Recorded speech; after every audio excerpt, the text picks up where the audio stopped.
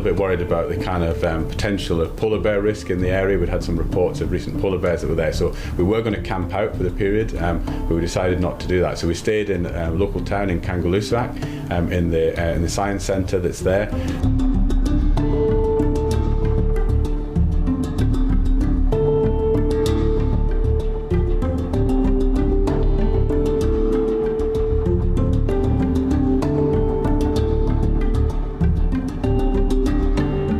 It's a kind of 30-metre long bit of equipment which has a transmitter and a receiver, and the transmitter sends a radio wave into the ice, down to the bottom of the ice, and that radio wave bounces off things where there's a change between the ice and bedrock. You'll get the signal comes back.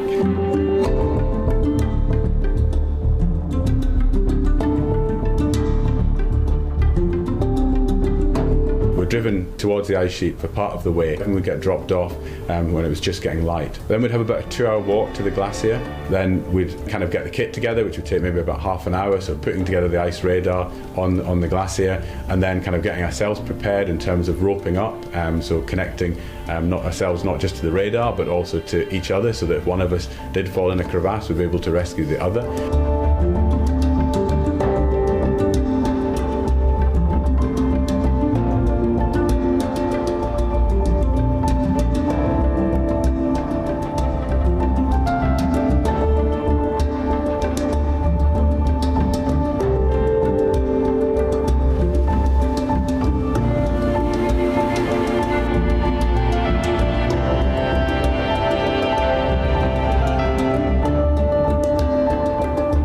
Coastal erosion, so people might lose their houses. There might be flooding of kind of low-lying areas across kind of the parts of Florida, for example, parts of the New York area. We've seen some very big hurricane events in the US in recent years, and if we're adding to global sea level as well, then the flooding from those hurricane events will be exacerbated and more significant in the future. It will have big impacts on people's day-to-day life.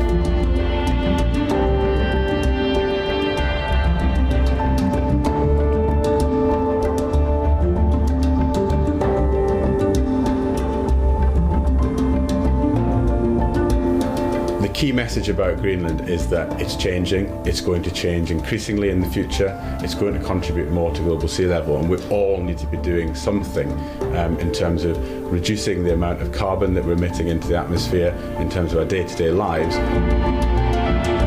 At an individual scale, it might not seem that we can do very much, but if everybody works together, then cumulatively that can have a real impact on slowing down some of the temperature changes that we're seeing in the Arctic.